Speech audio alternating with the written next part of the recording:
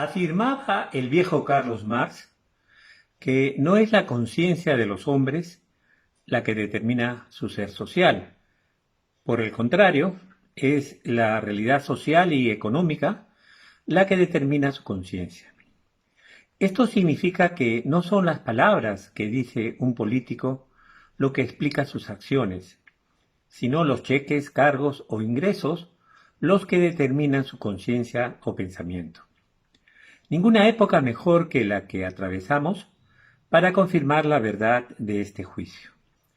La crisis sanitaria en curso ha generado, además de muchos fallecimientos, desocupación y recesión económica que han obligado a millones a sobrellevar penurias económicas y escasez.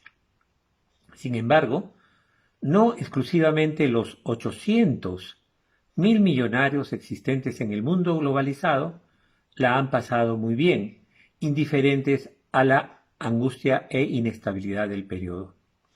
En todo el mundo, una copiosa casta integrada por 200 millones de privilegiados, integrantes de los sectores económicos altos, que gastan más de $110 por día, comparten dicho estatus. Por el contrario, 3,16 billones de personas en el mundo viven en la pobreza y 3,59 billones forman parte de la sufrida clase media, como seguramente tú, amigo que me escuchas. Es decir, el vigente modelo económico distribuye en forma desigual, no equitativa la crisis, tanto sanitaria como comercial y laboral. El Perú no es la excepción, sino la confirmación del adagio en río revuelto, ganancias de pescadores. Solo que los peruanos alimentamos desde hace décadas a unos tremendos tiburones. La instalación de los actuales congresistas ha dado la ocasión para conocer, gracias a la difusión de datos por la prensa independiente y alternativa, lo que cuesta a la nación la labor de los padres de la patria. Entre los flamantes parlamentarios se repiten posturas obstruccionistas y discursos retóricos que aluden al pueblo, al país, a la democracia, pero detrás de esas frases vacías hay un ser material y concreto que determina sus ideas y acciones. Este es el dinero que ganan por pertenecer a una casta privilegiada cuyas gollorías y cuantiosos beneficios no quieren perder.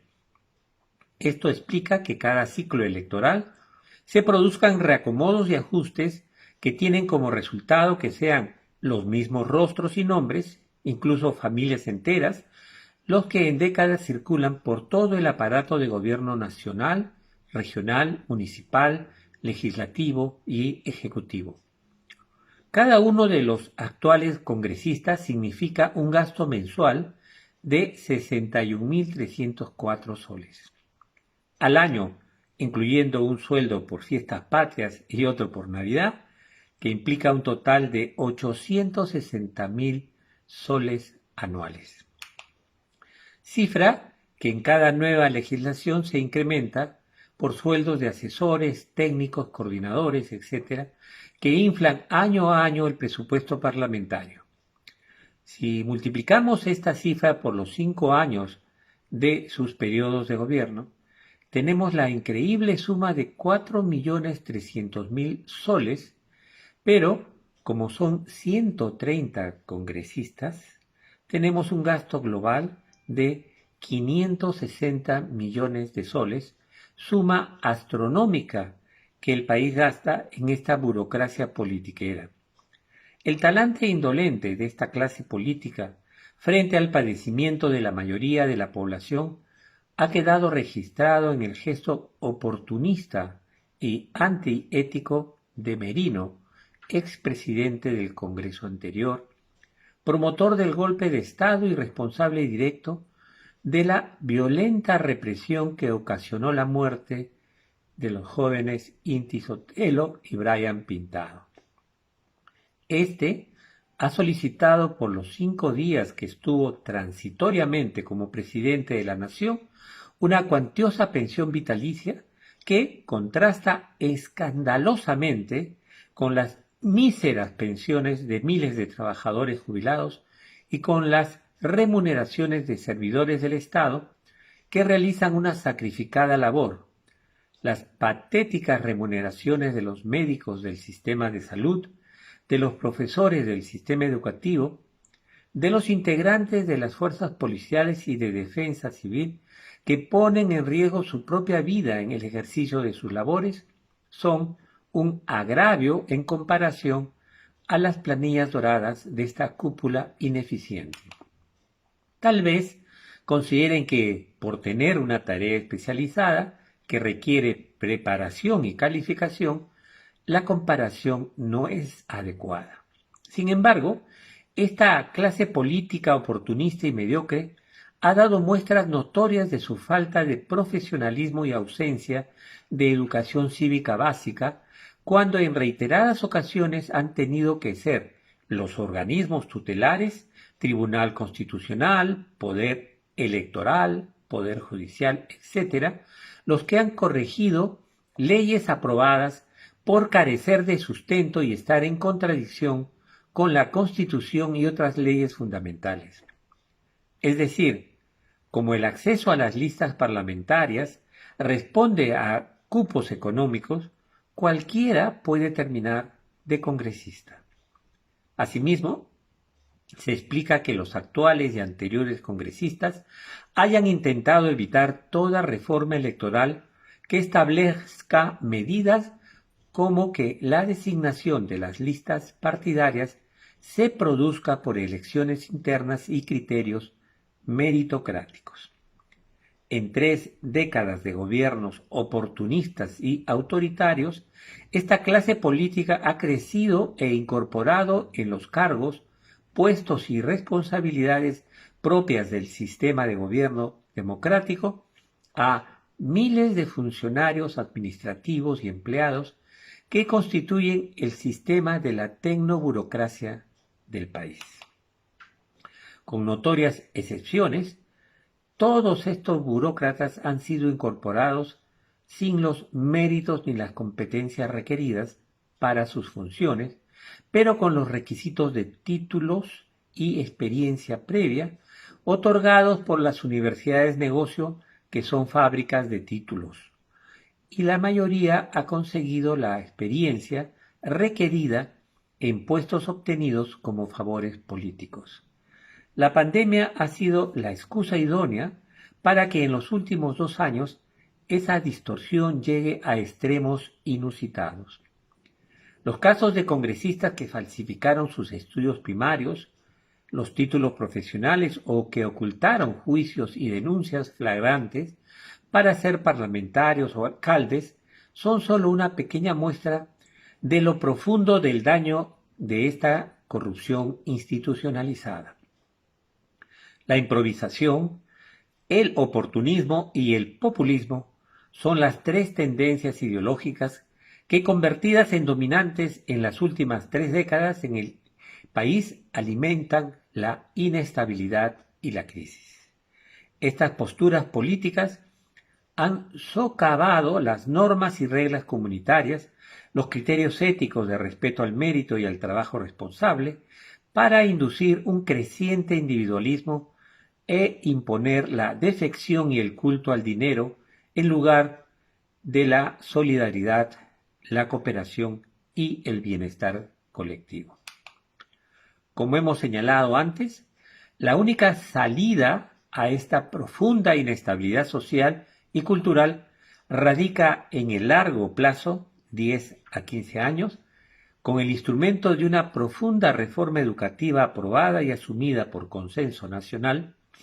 Lamentablemente, en lugar de la unanimidad al respecto, son iniciativas dispersas y desarticuladas que pretenden un cambio de arriba hacia abajo con leyes, reglamentos, comisiones, integradas por personajes sin trayectoria ni índices internacionales de investigación científica, ni conocimiento alguno sobre los modelos nacionales o regionales de ciencia y tecnología.